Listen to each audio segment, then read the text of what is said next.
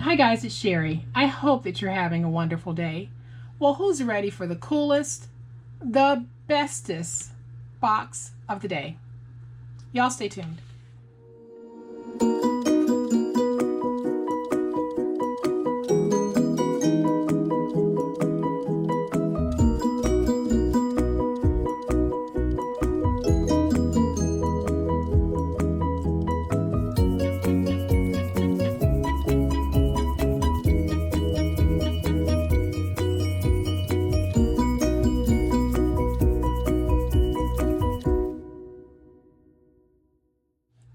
So guys, here is today's box. This box is so cute. It is so versatile. It is a fairly large box. It is 4.5 inches on all four sides. It is 3.5 inches tall. It is truly a very versatile box. You can put all types of goodies in here, and this might even hold a coffee mug. So I had already designed it before I got a request to make a coffee mug box. But this might actually hold a coffee mug. You'll have to try it out and see. And I'm also going to make another box at another date, which will be a little bit taller than this one. So I know that one will definitely hold a coffee mug. But this one has the little carrying handles. It's got the window. It is very sturdy, and we are going to make it. So let's get started. All right, guys, so the paper that I'm going to use to make this particular box is from a paper stack by Die Cuts with a View, and it's called Girls Rule. And I got this paper from Tuesday morning. Okay, guys, so to make our box, we are going to need to start with two pieces that measure 12 by 9.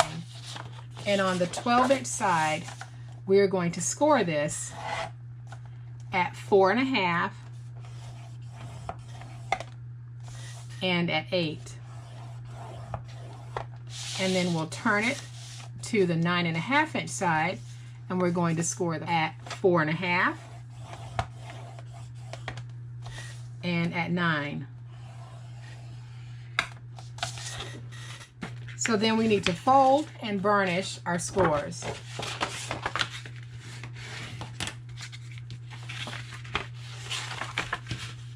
Okay, so once we have our scores folded and burnished, we're going to need to get rid of this long rectangle and this long rectangle on both pieces. This is our glue flap. So we need to take this off.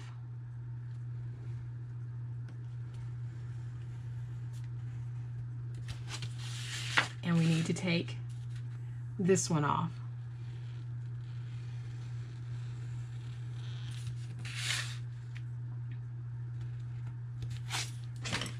All right, so one thing that you'll notice is that this end here is slightly longer than this end here. This is our top, where you've got the longer tabs. That's the top. This is the bottom. So let's go ahead and I'll do the same thing on this other piece, and then I'll be right back. All right, guys, so we've got both of our pieces cut. I want to place my acetate window right here on this piece where the glue flap is. So I'm going to take a 2x2 piece of chipboard, glue it up, and I got a question about why do I glue the chipboard to the paper before cutting out the acetate. And the reason why I do it is really very simple. It's a template, and I don't want it moving while I'm cutting it out, and the paper that I've glued it to comes up with it. So it's just an easy way of keeping my template in place while I cut it out. So I am cutting out my 2x2 window. I placed it in on the diagonal, and there is my window. And then I have a sheet of 3x3 acetate. So then I have a piece of 3x3 acetate, and all I'm going to do is just cut off the ends on that at an angle so that when I place this down, it'll go down nice and even. And I'll show you what I mean. So when I place this down, I'll place it down like that, so that none of the acetate hits the score marks. So I'll come back in with my reptile glue. I'm going to go across and around and place my glue. And then I'll take my acetate piece and go ahead and position that down. And if you get glue on your acetate, just wipe it up while it's wet and you'll be okay. And all I'm doing is taking my bone folder and pressing the glue away from the acetate window opening. And I'll let that dry, but while that's drying, we can actually go ahead and put our box together. Okay guys, so the easiest way to put this together is if you have this flap facing you and your other flap facing out like this, then we're simply going to take this very first flap here and lay it on the flap here. So let's do that, and I'm going to go ahead and do that by placing my reptile glue all over this. And then I'll take this piece and I'm simply going to lay it down on top of this piece.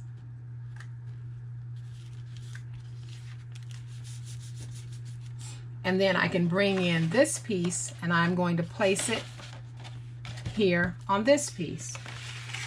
So let's go ahead and glue that. And we're just basically joining this. So I'll bring this piece up, let it fold in naturally, and put it down. And I'm going to come back with my bone folder and make sure I get my glue nice and stuck. I'm going to fold these flaps back so you guys can see what I'm doing. So then I'm going to come up with this piece and I'm going to bring my glue and just get it glued down. And it might look a little bit complicated, but as you're doing it, it'll start to make sense.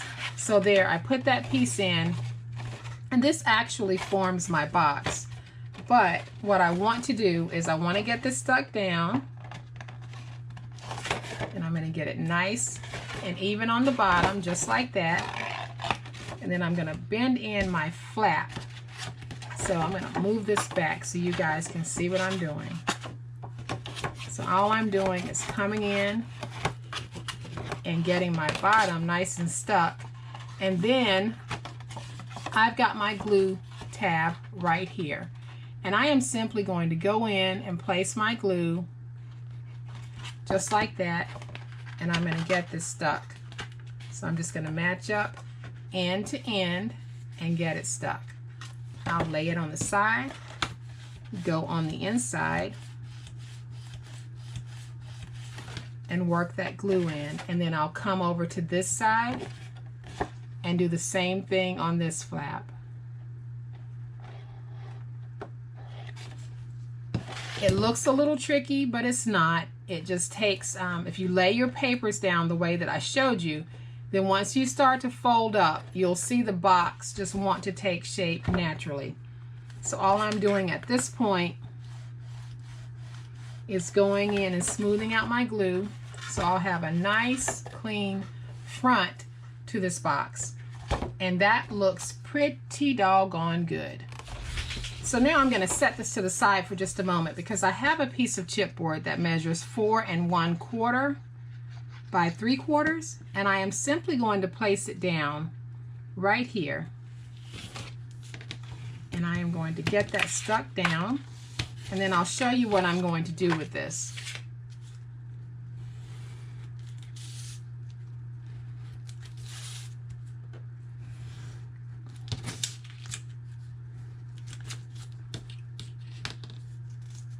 So when I fold my first set of flaps in like this, I really don't want to put anything on here to hold it down. So what I'm going to do is just use this as a weight. So I am going to put some glue on it. And I'll place it down just like this.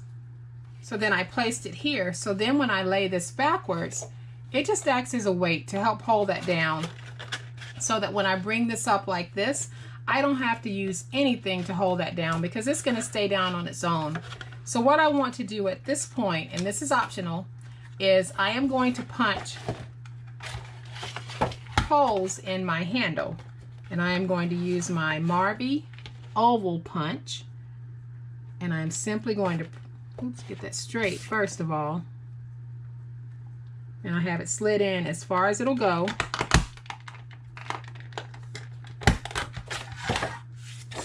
And then I'll turn it over this way. So there, I've got my 2 holes. I've got my box put together.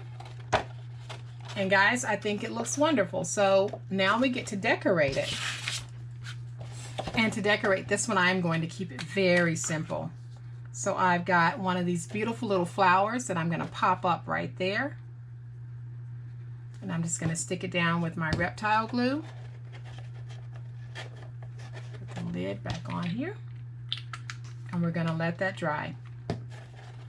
And just like that, guys, we've got another really cute and really fun little box. And the beauty of this one is we actually have 4 folded over pieces of this paper on the bottom. So you really don't even have to line this with chipboard. Even if you wanted to put a mug in here or something heavy, you've got 4 pieces of paper stacked and glued. And this is very sturdy.